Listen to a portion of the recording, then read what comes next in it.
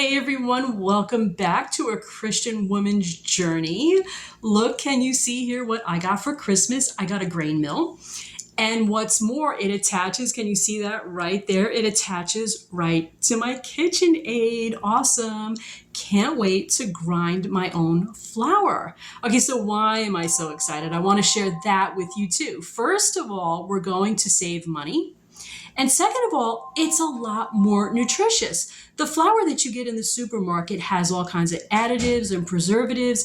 It's been stripped of its nutrition content. When you grind your own, you retain all that nutrition. So I'm so eager to get started. So glad that you're here. Let's grind some flour and make our own bread. So for our first run, my husband got us an ancient grain. Okay, so an ancient grain, that's really exciting. Great place to start. It's organic, it's non-GMO, it should make a great bread.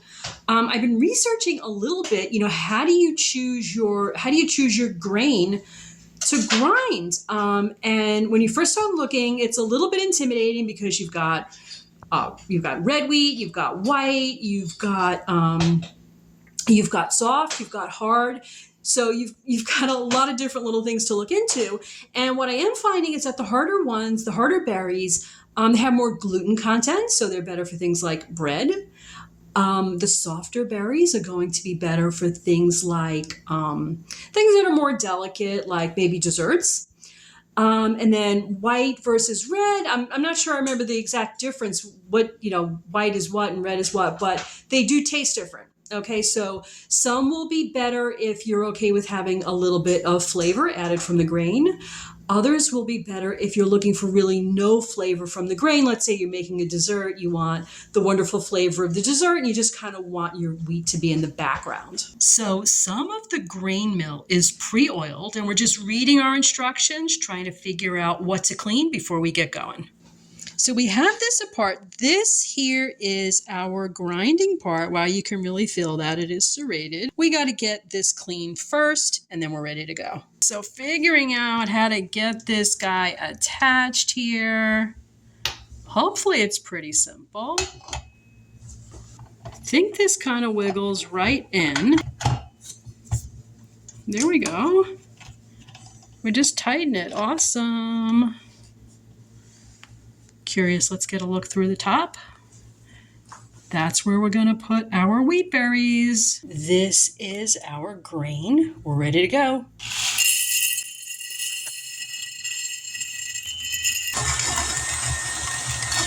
This is loud, but it's working.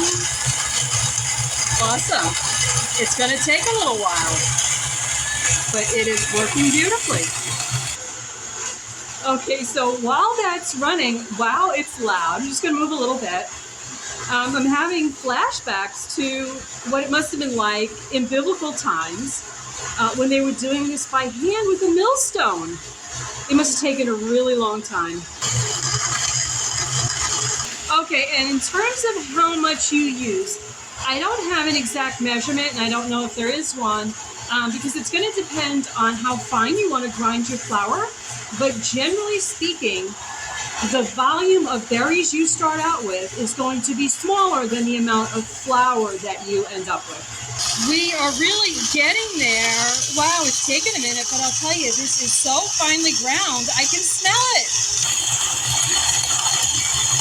Getting down to the bottom. Okay, we're starting with 1 2/3 cups of warm water and a tablespoon of sugar. And we're adding 1 packet of yeast. Okay, so we got that fizzing up a little bit. The recipe that I'm using, it's for English muffin bread.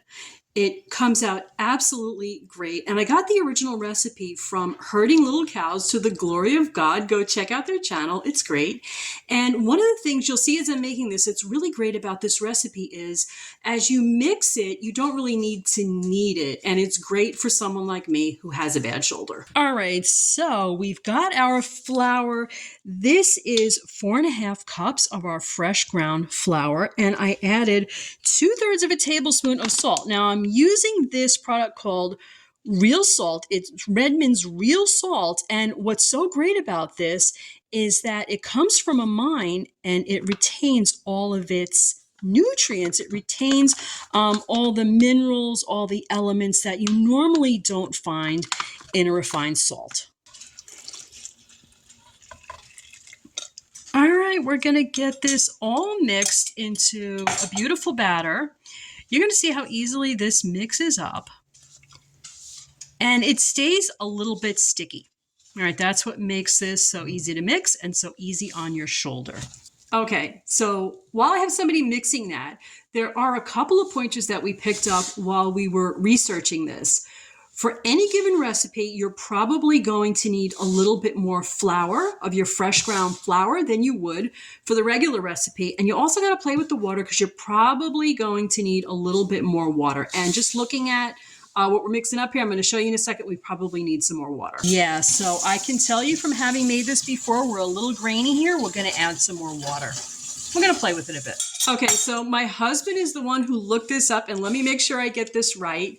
It's the bran and the germ that soak up more water. It's present when you do your own milling. Okay, so we're adding more water because of that. Okay, so we've got this all mixed together. We're going to cover it and let it double. Okay, we got a nice warm spot. We got it covered. Be back in about an hour. Time to give this a check.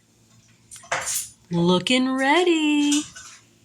Okay, we have our greased loaf pan.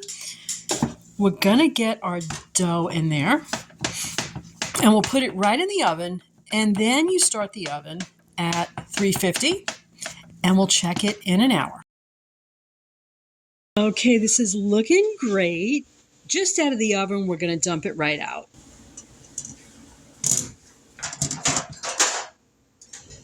Okay, we lost a little piece, that's okay. Let's flip it over.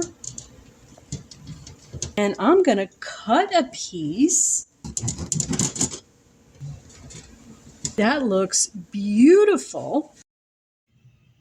And of course, my cat always has to be a part of everything. Okay, ready? It is time for a taste test. Let's do this. Okay. My first try, my candid response. I would say this has a really lovely flavor.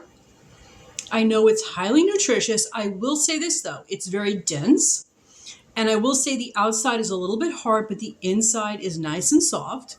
It almost kind of reminds me of when I was in Ireland and we had the brown bread.